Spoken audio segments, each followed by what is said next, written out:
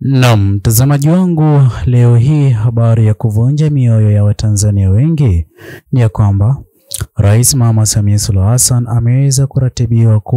kuapishwa kuhudumu kama rais aliyeteuliwa na wananchi wa Tanzania.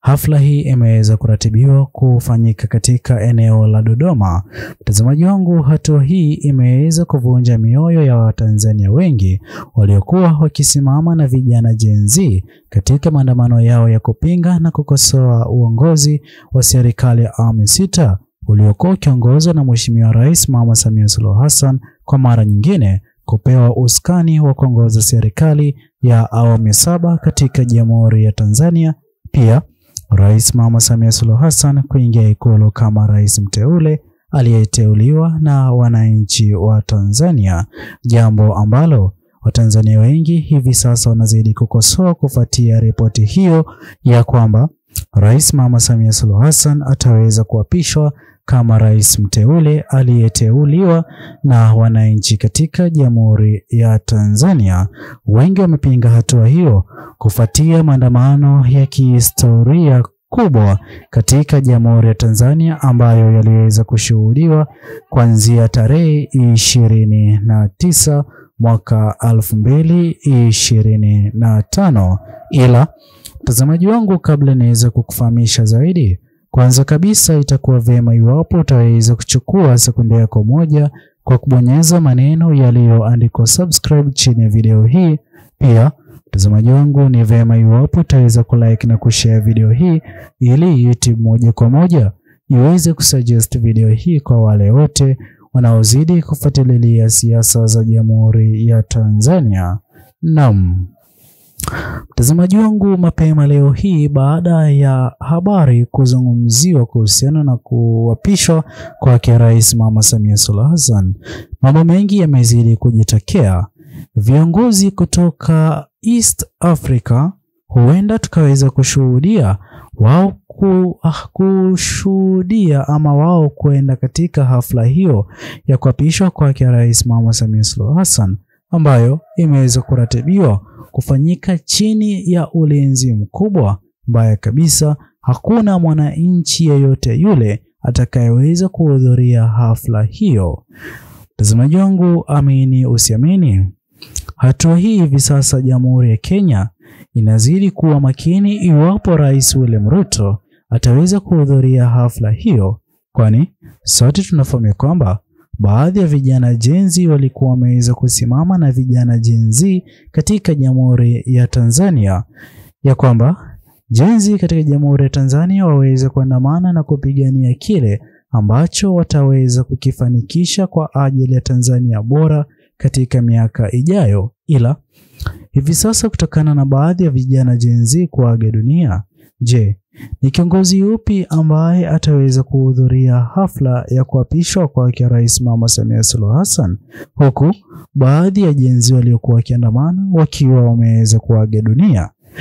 Kwa wakati huo ama kwa hafla hiyo, kiongozi ambaye ataweza kuhudhuria kuapishwa kwa Rais Mama Samia Suluhu Hassan huenda akawa na majibu mazito, huenda akawa na maswali mazito ya yeye aweze kujibu. Je,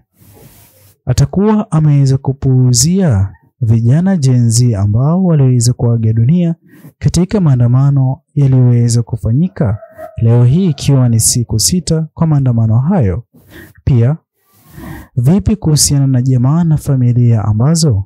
zimeweza kupoteza wapendwa wao katika maandamano hayo yaliyoweza kuanza siku ambayo uchaguzi uliokuwa umeratibiwa kufanyika kikatiba tarehe 29 mwezi wa 10 mwaka 2025. Mtazamaji wangu, hatua hii imeweza kusababisha hata Watanzania wengi na hata baadhi ya Wakenya kumkosoa rais wa AU ambaye aliweza kuteuliwa kutokana na ujumbe wa pongezi aliyoweza kumpa Rais Mama Samia Suluhu Hassan, jambo ambalo linazidi kuibua maswali. Je, ujumbe huu wa pongezi anazidi kutoa kwa aina gani ama kwa njia gani kumpongeza Rais Mama Samia Suluhu Hassan kushinda kiti cha urais, ama yeye kutumia nguvu kwa mara nyingine kurudi afisini. Mtazamaji wangu, hatua hii hasa baada ya video kusambazwa katika mitandao ya kijamii kuonyesha jinsi gani ambavyo waandamanaji wameweza kuaga dunia, ni jambo la kuvunja moyo.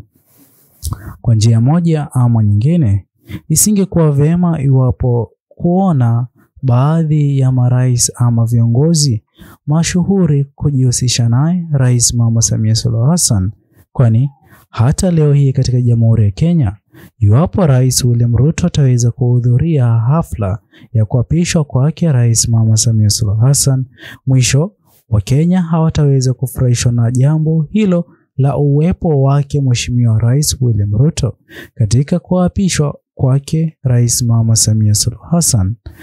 Mtazamaji wangu, amini usiamini, viongozi wapinzani katika Jamhuri ya Kenya wameweza kuzungumza kwa undani na hata kudai ya kwamba iwapo asingeweza kuaga dunia Mheshimiwa Raila Amolo Odinga, sote tunafahamu jinsi gani ambavyo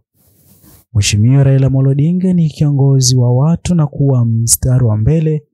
kwa ajili ya kutetea haki za binadamu, asingeweza kukuvumilia ama kunyamazia kimya swala linalozidi kushuhudiwa katika Jamhuri ya Tanzania. Mbaya kabisa, jinsi ambavyo Kenya wanamfahamu Mheshimiwa Raila Amolo Odinga, lazima angeweza kukosoa, kupinga na hata angechangia pakubwa uchaguzi mpya uweze kufanyika katika Jamhuri ya Tanzania. Na ndipo ambapo sote tunafahamu jinsi gani ambavyo kumeachwa pengo kubwa naye Mheshimiwa Raila Amolo Odinga.